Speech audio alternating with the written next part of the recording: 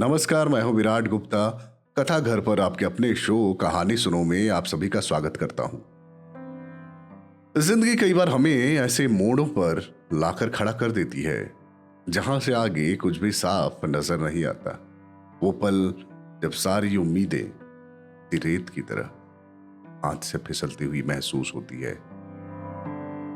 सोचिए उस युवा सन्यासी के बारे में जो मीलों दूर एक बेगाने देश में कड़ाके की ठंड में बिना एक पैसे के दर दर ठोकरें खा रहा हो, जहां उसे प्यार तो दूर तिरस्कार और शक की निगाहों से देखा जा रहा हो और उसके अलावा उसे कुछ न मिले।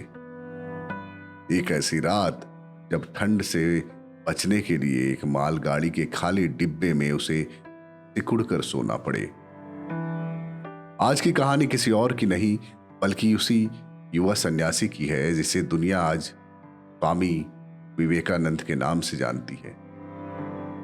एक महान यात्रा से ठीक पहले उस अंधेरे संघर्ष की कहानी। यह किस्सा उस दौर का है जब युवा विवेकानंद शिकागो के विश्व धर्म सम्मेलन में हिस्सा लेने जा रहे थे। जब उनका जहाज अमेरिका पहुंचा तो उनके पास न तो पर्याप्त पैसे थे और ना ही वहां के कड़े मौसम के लिए अनुकूल कपड़े। सम्मेलन शुरू होने में अभी 5 दिन बाकी थे। शिकागो में कड़ाके की ठंड पड़ रही थी। उनके ही शब्दों में कहे तो ठंड इतनी थी कि मैं हड्डियों तक जम गया था। वो शहर भी बेहद महंगा था। उनके पास जो भी पैसे थे वो चंद दिनों में ही खत्म हो गए। कल्पना कीजिए उस मंजर की। शिकागो की वो गगनचुंबी इमारतें, अजनबियों से भरा शहर और वहां एक सन्यासी का भगवा चोला। उनकी वेशभूषा को देखकर वहां के बच्चे उनके पीछे भागते थे और लोग उन्हें शक की निगाहों से देखते थे। कोई उन्हें चोर समझता था तो कोई सिर फिरा। उनके ही संस्मरण के अनुसार शिकागो में मुझे हर दरवाजे पर तिरस्कार के अलावा कुछ नहीं मिला। शारीरिक रूप से भी वो पूरी तरह से टूट चुके थे। एक पल ऐसा भी आया जब संघर्ष और तिरस्कार की इंतहा हो गई। विवेकानंद जी लिखते हैं, उस समय मेरी हालत मरने लायक हो गई थी। एक बार तो मुझे लगा कि मैं सब कुछ छोड़कर अपने देश वापस चला जाऊं।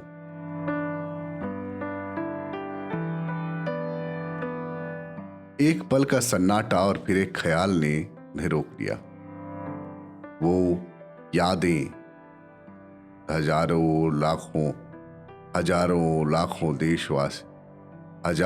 लाखों देशवासियों का वो प्यार, उनका अटूट विश्वास और सबसे जरूरी वो भूखे प्यासे करोड़ों भारतीय जो भूख से बिलख रहे थे। क्या उनके संघर्ष से ज्यादा उनका दर्द बड़ा नहीं था? क्या वो मिशन जिसके लिए वो आए थे इन 5 दिनों की तकलीफ से ज्यादा महत्वपूर्ण नहीं था? एक दौर ऐसा भी आया कि ठंड से बचने के लिए उन्हें मालगाड़ी के खाली डिब्बे में सोना पड़ा। कल्पना कीजिए, अंधेरी रात, लोहे के उस ठंड डिब्बे में अपनी कांपती हुई काया को समेट कर लेटे हुए, वो जंग लगी हुई हवा, वो अजीब सी खामोशी, उनके आंखों में तैरते हुए करोड़ों लोगों के सपने। उनके शब्दों में कहे तो वो 5 दिन मेरे लिए जैसे 5 साल बन गए थे। लेकिन हर अंधेरी रात के बाद सवेरा जरूर होता है।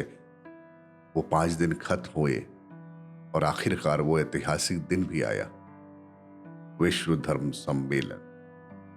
एक महान भारतीय सन्यासी, इसके शब्दों ने दुनिया बदल दी। जैसे ही उन्होंने बोलना शुरू किया, पूरा अमेरिका झूम उठा। उनके भाषण को सुनकर लोगों का दिल गदगद हो गया। शिकागो की सड़कों पर जो कल शक की निगाहों से देखते थे, आज वो उनके सम्मान में खड़े थे। मालगाड़ी के अंधेरे डिब्बे से निकलकर वो पूरी दुनिया के दिलों पर छा गए। दोस्तों, जिंदगी के ये संघर्ष, ये तिरस्कार, ये अंधेरी रातें दरअसल हमें तोड़ती नहीं हैं, बल्कि एक बड़ी कामयाबी के लिए तैयार कर रही होती हैं। उस युवा सन्यासी का वो संकल्प, वो देश के प्रति प्रेम ही था जिसने उन्हें उस युवा सन्यासी का वो संकल्प, वो देश के प्रति प्रेम ही था जिसने उसे मालगाड़ी की वो काली रात भी सहने की शक्ति दी। आज की कहानी कैसी लगी कमेंट्स में जरूर बताइएगा, और यार लाइक, सब्सक्राइब और शेयर कर दिया करो, अच्छा लगता है। मैं हूं आपका दोस्त विराट गुप्ता, कहानी सुनो में कथाघर पर। अगली बार फिर मिलेंगे किसी नए शहर, किसी नई याद और एक नई कहानी के साथ। तब तक हंसते रहिए, मुस्कुराते रहिए और अपनों से जुड़े रहिए। धन्यवाद।